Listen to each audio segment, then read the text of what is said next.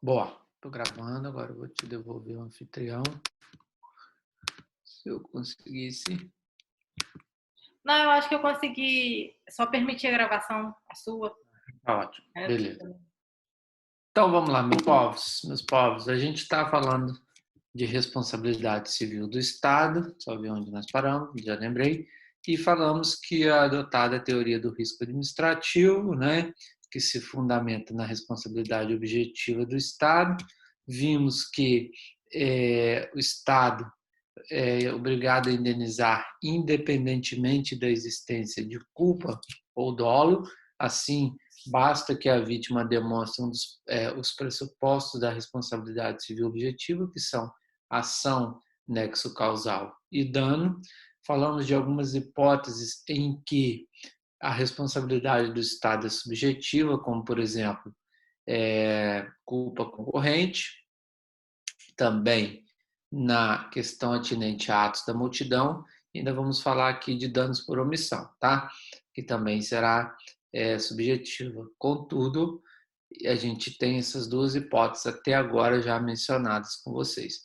Depois nós falamos que o Estado basta que a vítima demonstre uma ação estatal, o nexo causal e dano que surge para o Estado o dever de indenizar. Então, o Estado só não será condenado a indenizar se demonstrar uma das excludentes da responsabilidade civil, que são a culpa exclusiva da vítima, culpa de terceiro ou a força maior.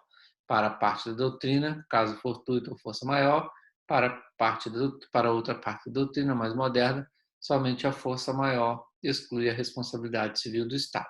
Posteriormente, nós falamos das hipóteses em que é adotada a teoria do risco integral. São 3 hipóteses em que adotamos a teoria do risco integral, que são acidente de trabalho, seguro DPVAT e atentados terroristas em aeronave de bandeira brasileira. Posteriormente, falamos ainda que alguns sustentam que o dano nuclear e o dano ambiental configurariam também hipóteses de responsabilidade integral, contudo, esta corrente ela é minoritária. Depois passamos à análise do parágrafo 6º do artigo 37, vimos a sua redação, que as pessoas jurídicas de direito público e as pessoas jurídicas de direito privado prestadoras de serviço público responderão pelos danos que seus agentes nessa qualidade causarem a terceiros, assegurado o direito de regresso contra o responsável nos casos de dolo ou culpa. E aí nós começamos a esmiuçar esse artigo, esse parágrafo 6º, falamos das pessoas responsáveis, ou seja, das pessoas jurídicas de direito público, quais são elas e que elas respondem independentemente da atividade que desempenham, e as pessoas jurídicas de direito privado, mas somente aquelas que prestam serviços públicos, que responderão na forma do parágrafo 6º do artigo 37. Destacamos a questão atinente às pessoas de cooperação governamental para falarmos, então, do direito de regresso que o Estado responde perante o particular, independentemente de dolo ou culpa, mas, se condenado, o Estado pode exercer o regresso contra o agente causador do dano, o agente público. Contudo, esta responsabilidade será subjetiva, isto é, na ação regressiva, na ação de regresso, o Estado só será ressarcido se demonstrar que o agente causador do dano agiu com culpa ou dolo. E já estou chegando onde paramos. Posteriormente, falamos dos fundamentos do dever de indenizar, que são a legalidade e a igualdade, consubstanciados especificamente na partilha dos encargos sociais. E começaríamos, então, deixa eu ver nas minhas anotações. Falamos também dos fundamentos do dever de indenizar e das características do dano indenizável, que são um dano que ultrapassa os inconvenientes naturais da vida e sociedade, isto é, o dano normal, e além de anormal, ele há de ser também específico. Isso tudo nós já falamos nas aulas anteriores, agora nós vamos começar a nossa abordagem acerca da ação indenizatória. Então, vamos lá, meus povos, apertem os cintos aí, que o bicho vai, já dizia Tijuana, agora o bicho vai pegar, né? Então, o que acontece? Uma pessoa que experimenta um particular que sofre um prejuízo em razão de uma conduta de um agente público no exercício da função administrativa, ele pode pleitear a indenização tanto na seara administrativa quanto na seara judicial. Ou seja, pode inaugurar um processo administrativo no próprio âmbito do município, por exemplo, daquela entidade, se tratar de uma PJ de administração indireta, para pleitear a responsabilidade civil. Ou então pode diretamente se socorrer do Poder Judiciário para que o juiz, avaliando as provas carreadas aos autos, possa, então, atender o pleito do autor, né, que postula uma indenização, ou então, caso não haja tal dano, ou que esse dano não seja normal específico, julgar improcedente o pedido. E aí, o que acontece, crianças? Prestem atenção. Hoje prevalece o entendimento de que a ação é proposta pela vítima contra a pessoa jurídica ao qual o agente público está vinculado. Ou seja, antigamente, a vítima que está aqui, ó, ela podia ter um acento nesse T aqui, a vítima, ela podia escolher se ingressava com ação contra a PJ, seja ela a União, o Estado, o DF, o município, a autarquia, uma empresa pública que presta serviço público, ou contra a pessoa física do agente público. Vantagens e desvantagens. Vantagem de você ingressar contra a pessoa jurídica estatal, pessoa jurídica que integra a administração pública ou concessionário ou permissionário. Vantagem: a responsabilidade será sempre objetiva, conforme preconiza o parágrafo 6º. Vantagem: é certo que o Estado tem patrimônio para pagar a indenização. Desvantagens: vai haver a aplicação daqueles privilégios processuais que a gente estudou lá na administração direta, prazo em dobro, duplo grau de jurisdição obrigatório, pode cair em precatório, dependendo do valor da condenação. Aí a vítima, então, poderia olhar, então eu quero entrar contra o agente público. Vantagens: o processo é mais célere, é mais rápido, vai ter um andamento em que não serão observadas aquelas prerrogativas da Fazenda Pública, contudo, você corre o risco de ganhar e não levar, porque o agente público pode não ter patrimônio suficiente para pagar a indenização. Isso quando se podia escolher. Mas o que acontece? Hoje, o entendimento que prevalece no STF é o de que a vítima não pode mais ingressar com ação contra o agente público. A ação tem que ser proposta em face da pessoa jurídica estatal. Ok? É o Estado na ação regressiva que pode ingressar em face do agente público. Então, a vítima ingressa. Vamos pegar um exemplo de uma autarquia. O cara foi atropelado por um carro do INSS, dirigido, evidentemente, por um agente público do INSS, né? E aí o que acontece? Ele não pode mais ingressar, mesmo que aquele agente público seja um desafeto dele, o cara viu que ele estava atravessando a rua, acelerou o carro do INSS para atropelar, a ação tem que ser proposta contra a pessoa jurídica, Instituto Nacional do Seguro Social. E a vítima não precisa nem demonstrar que ele agiu com dolo. Por quê? Basta que se demonstre ação, nexo causal e dano. Vai surgir para esta pessoa jurídica aqui, INSS, o dever Vou até meter um preto e vermelho aqui, ó, para a coisa ficar mais bonita. Olha só como tudo fica mais bonito numa manhã de quarta-feira. Então, olha só. Aí o que acontece? O INSS, uma vez condenado, que vai poder ir com regresso contra o agente público, o causador do dano. O INSS foi condenado a pagar R$50 mil de indenização à vítima. Opa! O INSS pega aquela sentença, estou citando uma hipótese, daqui a pouquinho eu vou trazer outra. Pega aquela sentença, vai a juízo com a ação regressiva, fala: seu juiz, por causa da conduta do servidor X, eu e o INSS fui condenado a pagar R$50 mil para a vítima. Agora eu peço a Vossa Excelência que condene o agente público a me ressarcir este valor. Aí, o agente público é citado, ele vai olhar nos olhos do INSS e vai dizer assim: prova a minha culpa ou dolo. Ou seja, nesta ação regressiva, aqui ó, a vítima não precisa provar a culpa ou dolo do INSS, mas na ação regressiva, o INSS vai ter que demonstrar que o agente público agiu com culpa ou dolo.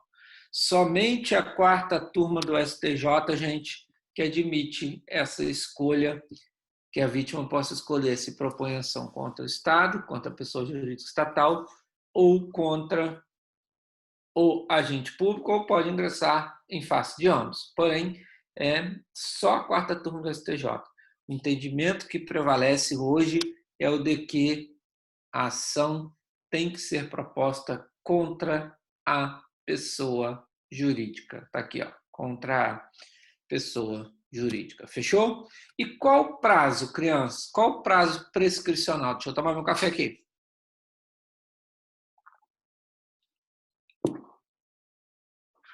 Olha só, muito cuidado com isso aqui também, crianças. A doutrina sustentava que deveria se aplicar o artigo 206, parágrafo 3º, inciso 5 do Código Civil, que dispõe que o prazo prescricional para a propositura da ação indenizatória é de 3 anos. Só que, então, 3 anos contados da data do fato. Vamos pegar aquele nosso exemplo. Se o cara foi atropelado hoje, 20 de maio de 2020, ele tem até, segundo que consta no Código Civil, ele tem até de maio de 21, 22 e 23 para ingressar com a ação indenizatória. Mas a jurisprudência falou o seguinte: gente, espera aí, nós estamos falando de uma relação jurídica de direito público. Ora, se trata de uma relação jurídica de direito público, eu não posso aplicar o Código Civil, porque o Código Civil visa regulamentar as relações entre o quê? Particulares. Assim, meus queridos, o que nós temos? Se nós temos uma regra, poderia aplicar o Código Civil de forma subsidiária. Só que nós temos uma regra que está em vigor e que é específica das relações de direito público. Então, nós vamos aplicar o decreto 20.910 de 1932, que dispõe que o prazo prescricional para a propositura da ação indenizatória pela vítima é de 5 anos. Ok? Então, apesar de o Código Civil dispor que são de 3 anos, que é de 3 anos, desculpa, o prazo prescricional, nós temos uma norma específica que se aplica às relações de direito público. E aí, neste caso, não se aplica norma posterior derroga a lei anterior, mas norma especial derroga lei geral. Então, reitero, aplica-se o princípio da especialidade. Lei especial derroga a lei geral. Assim, prazo prescricional para a propositura da ação indenizatória, segundo o entendimento do STJ, é de 5 anos. Eu não aplico o Código Civil, eis que ele visa regulamentar relações jurídicas de direito privado. E aqui nós estamos diante de uma relação jurídica em que se aplica aquele patamar de superioridade atribuído à administração pública. Se aplica o regime jurídico de direito público, ok? Lembra da síndrome de Bruno Henrique? O que é síndrome de Bruno Henrique? A administração pública está em outro patamar. Então, é regime jurídico de direito público. Entendem o que eu estou falando? Boa, Gabriel. Boa, Gabriel. Outro patamar. Gustavo não vai entender isso não, porque sabe como é que é, né? Então, para time então não sabe o que é estar em outro patamar. Fechou comigo aqui, galera? A questão do prazo prescricional foi para conta? Tá comigo? Beleza. Vamos agora ver a questão da denunciação à lide. Lembra que a gente leu lá no parágrafo 6º, no finalzinho fala assim: assegurado o direito de regresso contra o agente causador do dano nos casos de dolo ou culpa. Então, veja bem, nós teremos duas opções. Primeiro, deixa eu ver se eu vou falar dela aqui. Vou falar. Nós temos a vítima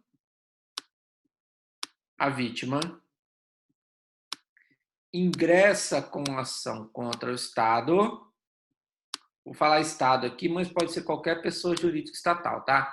A vítima ingressa com ação contra o Estado. Se o Estado é condenado, se o Estado, vamos pegar aquele exemplo, é condenado a pagar R$50 mil à vítima.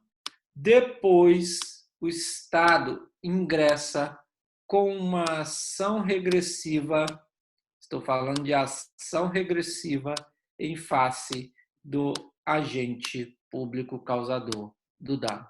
Vou falar disso aqui já já. Agora, pode acontecer o seguinte, crianças, é a hipótese que eu quero mencionar com vocês agora. Pode acontecer o seguinte: a vítima, deixa eu mudar de cor aqui, a vítima ingressa com ação contra o Estado, a vítima ingressa com ação contra o Estado, isso aqui é um Estado, tá? Não é. Contra o Estado, e o Estado, no mesmo processo, olha o que eu vou dizer para vocês, e o Estado, no mesmo processo, ele denuncia a lide ao agente público. Uma forma de intervenção de terceiros. Veja, o texto constitucional fala assim: assegurado o direito de regresso nos casos de dolo ou culpa. Então, depois, pelo que está lá no artigo 37, parágrafo 6º, depois de condenado, o Estado pega aquela sentença e ingressa contra o agente público. Aqui, veja bem, o que é a denunciação ali de crianças?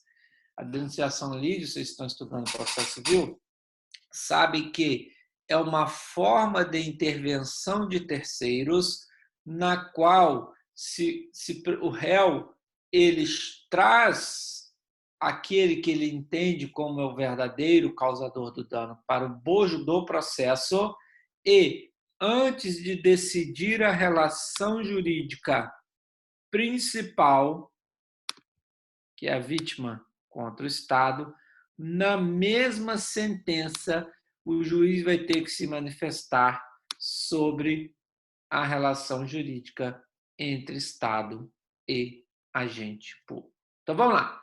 A vítima propõe ação contra o Estado. Vamos pegar aquele exemplo. O Carlos foi atropelado por um carro do INSS. Então, ele propõe ação contra, lá na Justiça Federal, contra o Instituto Nacional do Seguro Social. O INSS é citado desta ação e ele, no prazo para contestar, prazo de 15 dias, ele tem prazo em dobro, mas vamos trabalhar na regra, 15 dias. No prazo para contestar, vamos imaginar aqui que o piloto do carro que me atropelou se chama João. No prazo para contestar, ele pode trazer o João, que é o seu servidor público que estava dirigindo aquele carro, para integrar o processo. Aonde que está isso aqui? Está lá no artigo 125, inciso 2 do Código de Processo Civil, que dispõe que o réu olha só, cadê? Dispõe que o réu pode denunciar a lide ao agente público causador do dano. Aí você fala assim, poxa, mas aí o Carlos, que foi vítima desta ação estatal, que sofreu esse prejuízo do Estado, ele levou o RAI. Por que ele levou o RAI, criança? Porque acompanha aqui comigo. A responsabilidade do INSS perante Carlos, ela é o quê? Objetiva. Carlos, para ser indenizado pelo INSS, basta que ele demonstre que sofreu um prejuízo e que este prejuízo decorre de uma ação estatal, nexo causal. Ação humana, nexo causal e dano. Agora, a responsabilidade do João em relação ao INSS, ela é o quê? Subjetiva. Então, a doutrina critica de forma veemente a possibilidade de denunciação à lide. Por quê? Porque ela traz um prejuízo para a vítima, ou seja, toda aquela benesse que a legislação em vigor traz para a vítima, ela cai por terra se o Estado denuncia a lide. Por quê?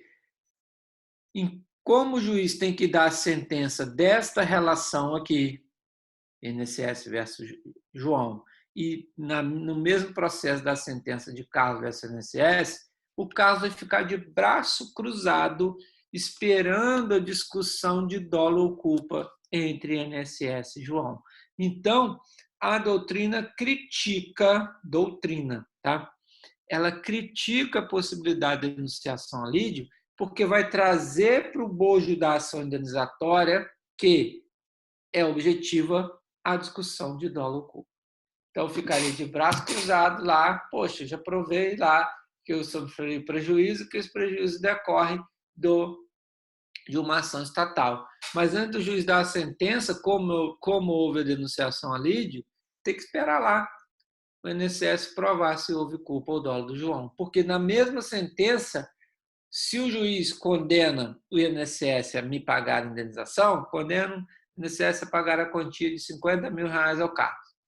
Nessa mesma sentença, ele vai ter que decidir se esses R$50 mil que serão pagos ao Carlos pelo INSS serão ressarcidos pelo João ao INSS. Entendeu o prejuízo que a denunciação à lide traz para o autor, para a vítima da ação indenizatória? Porém, esta possibilidade, como está lá no artigo 125 do CPC, esta possibilidade, né, é possível. O que acontece? A jurisprudência e todos os concursos públicos admitem a denunciação à lide como uma faculdade em favor do Estado.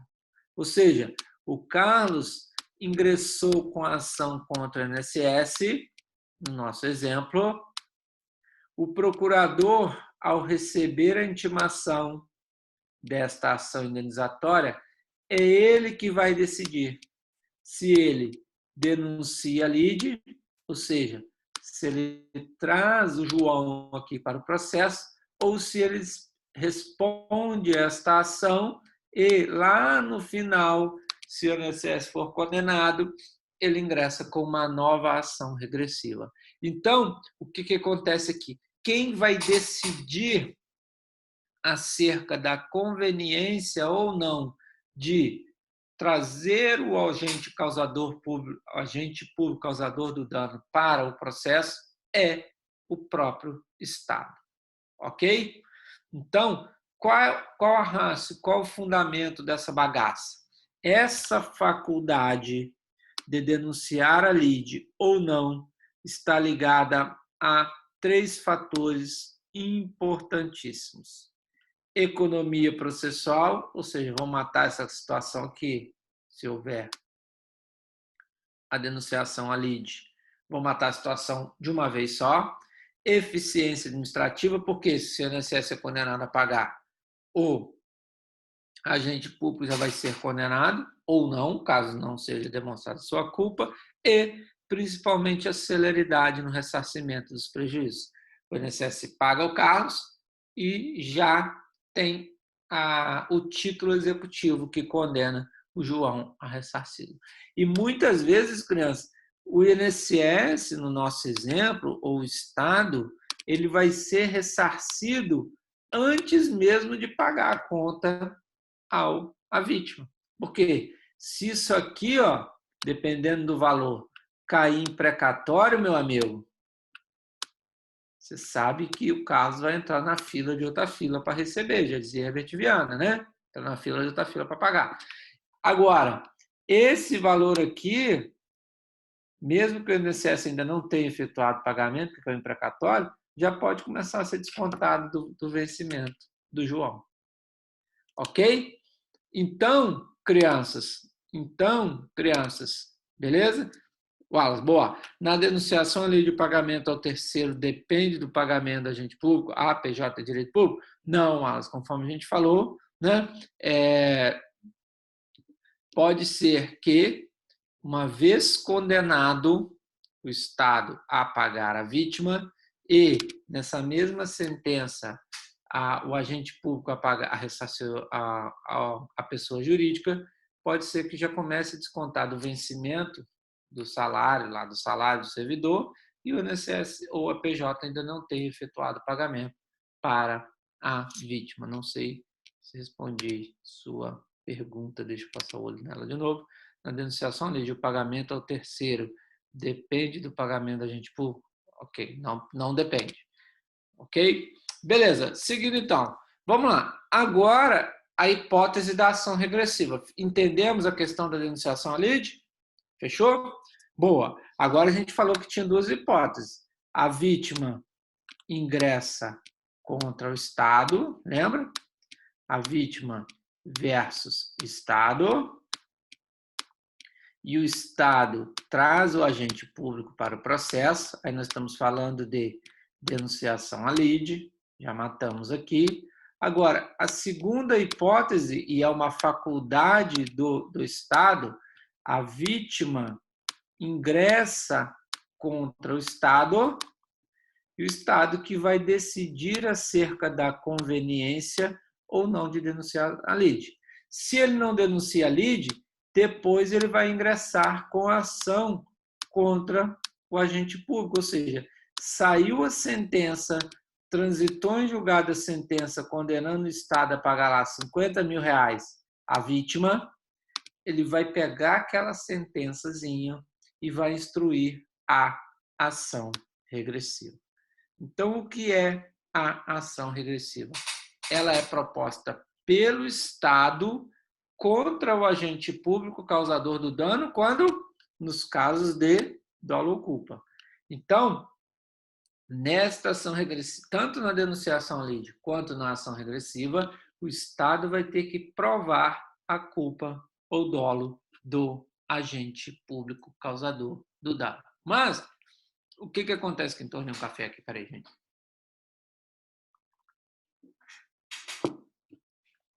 Mas o que acontece?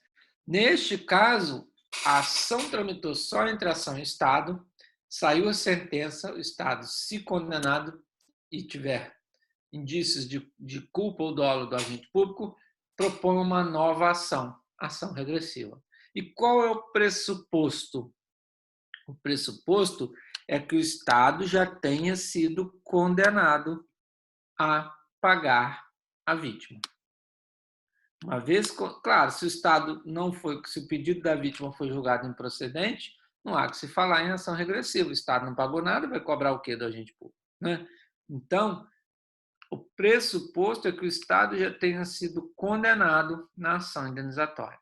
Ora, se cabe ao Estado demonstrar culpa ou dolo do agente público, nós estamos diante da teoria o quê? Subjetiva. Mais uma hipótese. A ação regressiva em face do agente público, ela se fundamenta na teoria subjetiva, ou seja, cabe ao Estado provar que o agente público agiu com culpa ou dolo. Ok? E, muito importante, se o Estado é condenado, aí ele não tem opção não, meus amigos.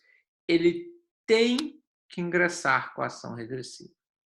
Não se trata de uma faculdade, ou seja, se o Estado foi condenado aqui a pagar 50 mil reais à vítima, o procurador do Estado não pode fazer, não, gente, deixa para lá, já pagou, acabou, morreu. Não, crianças. Veja bem, lembra da partilha dos encargos sociais? Quando o Estado é condenado, aliás, se o Estado realiza uma obra pública, todos nós nos beneficiamos desta obra pública. Agora, se o Estado é condenado a pagar uma indenização, todos nós pagamos essa indenização. Mas, se essa indenização que eu, você, nós fomos condenados a pagar à vítima decorre de uma ação culposa ou dolosa do agente público, meus amigos, não tem como o Estado deixar de buscar ser ressarcido do prejuízo. Então, o entendimento majoritário é de que a ação regressiva, se o Estado é condenado, o procurador não pode decidir se propõe ou não ação regressiva. Uma vez condenado, é um dever imposto à administração pública para propor esta ação regressiva. Caraca, meu tempo já está terminando. Bom, vamos fechar aqui com o prazo para a ação regressiva para a gente voltar no próximo bloco, tá bom? Qual o prazo prescricional para a propositura da ação regressiva? Olha que coisa linda, olha que coisa mais linda, mais cheia de graça, ela menina que vem, que passa, e que passa, aliás. Olha só, em regra, se o Estado foi condenado a indenizar a vítima, a ação regressiva é imprescritível. Ok? Imprescritível. Artigo 37, parágrafo 5º. Regra. Se tem regra, porque tem exceção. Primeira exceção. O STF considera prescritível a ação de reparação de danos à fazenda pública decorrente de ilícito civil. Aí o prazo seria 5 anos. Salvo para ação de improbidade administrativa que continua imprescritível. Vamos entender isso aqui? Tem tempo? Tem. Bom, a regra é a imprescritibilidade da ação regressiva. O Estado pode cobrar do seu agente público aquilo que foi condenado a pagar a particular a qualquer tempo. Porém, o STF fala assim, gente, se tratar de uma ação de reparação de danos à fazenda pública decorrente de um ilícito civil, aplica-se o prazo de 5 anos. Por exemplo, um ilícito civil qualquer, que é esse do acidente de veículo, aí que vai gerar a responsabilidade indenização por danos materiais. Nesse caso, seria 5 anos, salvo a improbidade administrativa que permanece imprescritível. Agora, preste atenção, crianças. Outra exceção importante. Quando o prejuízo é causado por agente ligado a pessoas jurídicas de direito privado, agora, se nós estamos falando lá, imagina uma empresa pública que presta serviço público e causa prejuízo ao particular. Nesse caso, como nós estamos falando de relação jurídica entre particulares, nós vamos aplicar o Código Civil. Aí, nós vamos lá para o prazo prescricional de 3 anos, contados do trânsito em julgado da decisão condenatória. Ok, crianças? Pressuposto da responsabilidade civil. Lembra que a gente falou que a responsabilidade civil objetiva tem 3 pressupostos? Ação humana, nexo causal e dano. Para que o Estado possa ingressar com a ação regressiva em face do agente público, quais são os pressupostos? A condenação do Estado, ou seja, o Estado já foi condenado a pagar a particular, o trânsito em julgado da decisão